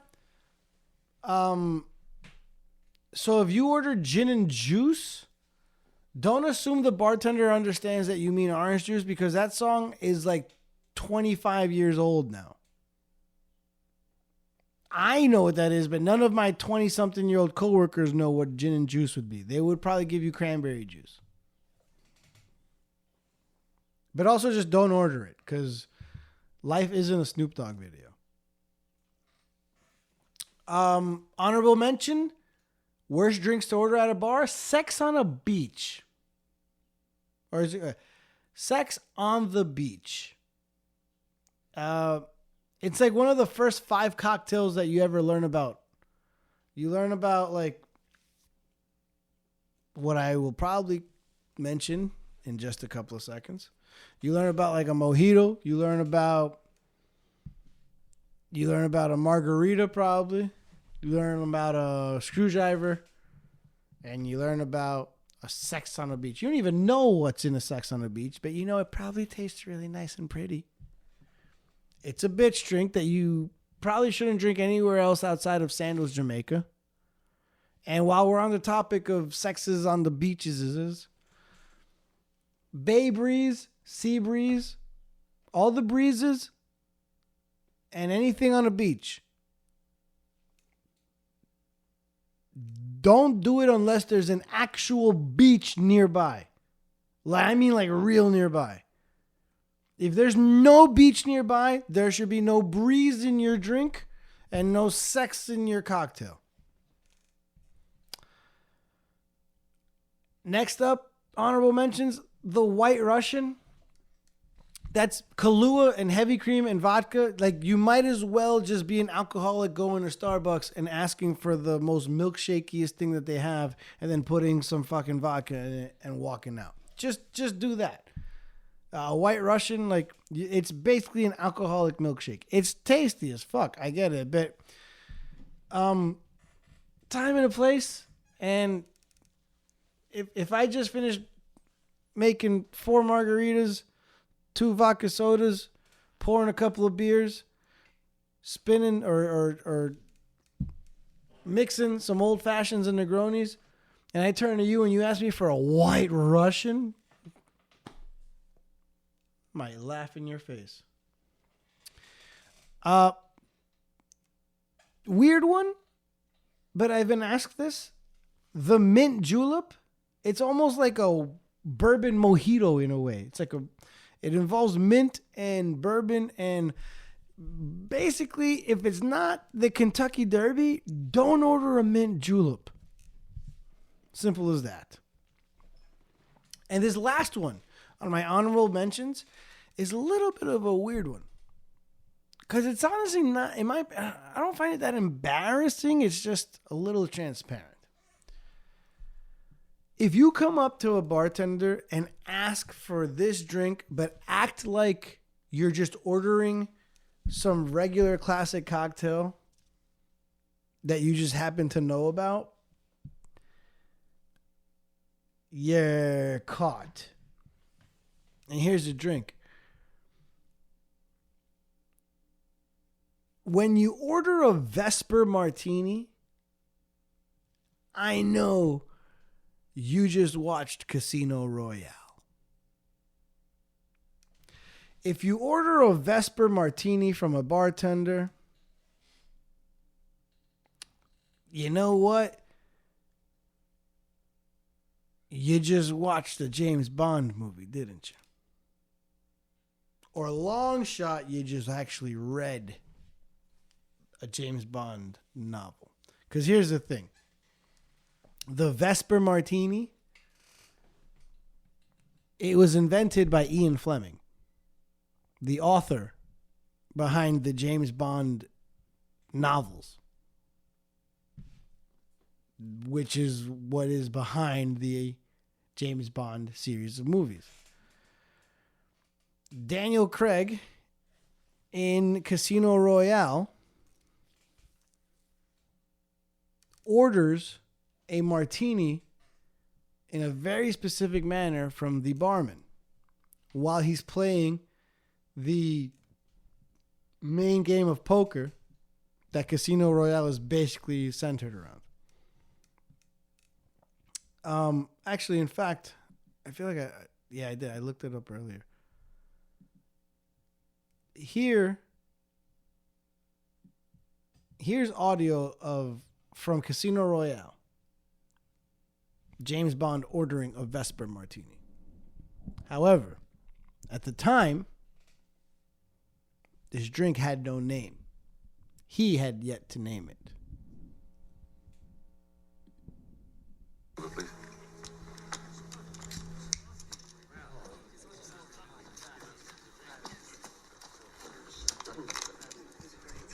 Dry martini.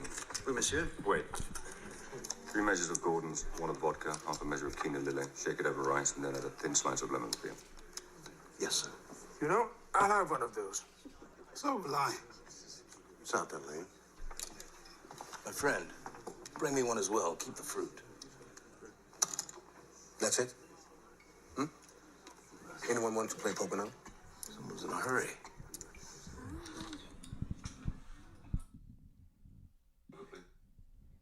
So that was a quick scene from Casino Royale with Daniel Craig, where he orders a martini in a very specific way. In the novel, the way that James Bond orders it is very similar. He says, just a moment. Well, he technically orders a dry martini first, asks for it in a deep champagne goblet. But then he changes his answer and he says, just a moment. 3 measures of Gordon's, which is a type of gin. 1 of vodka. Half a measure of Quina Lillet. Shake it very well until it's ice cold. Then add a large thin slice of lemon peel. Got it? That drink's my own invention. I'm going to patent it when I think of a good name. That was not in the movie. In the movie, we end up learning that he names it after, or the drink ends up getting named after, perhaps the only woman to have ever stolen James Bond's heart, Vesper. So, the point being is when you order a Vesper Martini, any bartender that knows anything about the Vesper Martini knows you just saw James Bond. And if you're trying to pretend like you didn't and that you just know about a cocktail, you're kind of caught. That's why I kind of like asking, like, you know, if someone asks me for a Vesper Martini, I'm like, did you just recently watch Casino Royale? And they kind of get a nice little laugh out of it. Here's the thing, too, is that technically, we can't even make a proper Vesper Martini anymore. Because the Quina Lillet that was used to make the Vesper Martini when this drink was first invented is no longer in production. In fact, it was taken off the market back in 1986. It's become a common acceptable replacement to use Lillet Blanc as opposed to the Quina Lillet in a Vesper Martini. Not exactly the same, but it's as close as you're going to get. So when you ask someone at a bar for a Vesper Martini, you're technically asking for a drink that can't be made anymore. Let's assume you know that. Then you're cool with having the closest thing possible to what was a Vesper Martini. But at the end of the day, you're basically asking for a drink that you heard about in the movie. That's the Vesper Martini. All that being said, some vodka, some gin, some Lillet Blanc. It's actually quite tasty. I have had it myself. That's it for the honorable mentions. Perhaps I should have called them the dishonorable mentions. But speaking of dishonor, we're down to the most dishonorable of all drinks out there, man. In fact, this drink is so bad, is so lame, is so pathetic that I actually don't think it's going to come to much of a surprise to anybody out there. That's how bad this one is. I bet I had some other drinks on this list that some of y'all were like, oh, word? For real? I didn't realize. This one? You better know. And if you don't know, now you know. And don't say the next word. Number 1 on my top 10 worst drinks to order at a bar. The Long Island iced tea. Long Island, bro. Don't do it, bro. Don't order it. It's the worst of the worst. When I think Long Island, I think... Oh, excuse me. When I think Long Island iced tea, I think no class. The person that orders the Long Island iced tea is probably a cheap drinker, novice, amateur, unaware of other cocktails that exist in the world. He just wants to get drunk, just wants to get fucked up. The Long Island iced tea, besides it having simple syrup, lemon juice, and a bunch of Coca-Cola,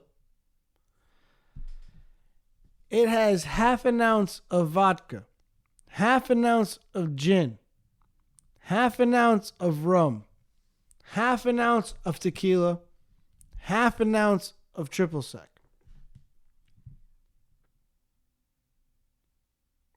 That's 5 different alcohols. 5 different alcohols in one drink. With sugar and lemon and Coca-Cola. The Long Island iced tea. And some of you guys have the audacity of asking for a Long Island iced tea and make it strong. Motherfucker, it's 5 alcohols. 2.5 ounces. Take it easy. To us, when you order a Long Island iced tea, you're telling us a bunch of things. You're telling us maybe you don't go out much. Because if you went out, if you went out more, you would be a more seasoned drinker. You wouldn't be trying to just go balls to the wall right now. Just get as drunk as you can for as cheap as you can. It tells me maybe you once heard of it, drank it, and you never heard of anything else or drank anything else, because that's literally the first cocktail I ever heard of in my life was the Long Island iced tea. Newsflash, if you're ordering something at a bar that you first heard of when you were underage, maybe look into other drinks.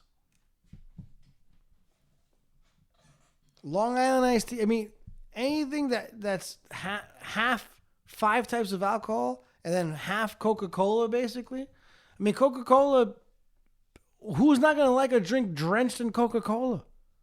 That's not exactly some genius mixologist recipe there. That's literally, hey, let me put a bunch of fucking alcohol together and then half of it will be Coca-Cola. They'll love it. You think some mixologist was like, this is the most well-balanced drink I've ever tasted? No. It's, hey, let me put 2/3 of my bar into this drink and just drench it with Coca-Cola. Here you go. Michael Scott calls it a one of everything. That's just don't order a Long Island iced tea ever.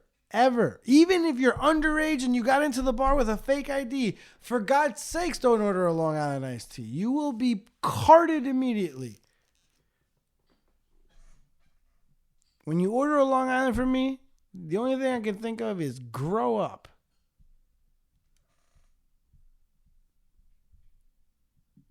I know about a bar in Astoria that refuses to make Long Island iced teas, and if you insist over and over again, they will charge you above $40 for it. That's how adverse some bars are to Long Island iced teas. Fuck a Long Island. With that being said, be sure to rate and review my show on Apple Podcasts and rate and review it better than I rated and reviewed these top 10 worst drinks that you can order from a bar. Please rate my podcast better than a Long Island iced tea. That's all I ask. You can follow me at I'm Will Bryant on all platforms. That's Instagram, YouTube, Twitter, TikTok, Twitch, even Spotify now at I'm Will Bryant, 3 words.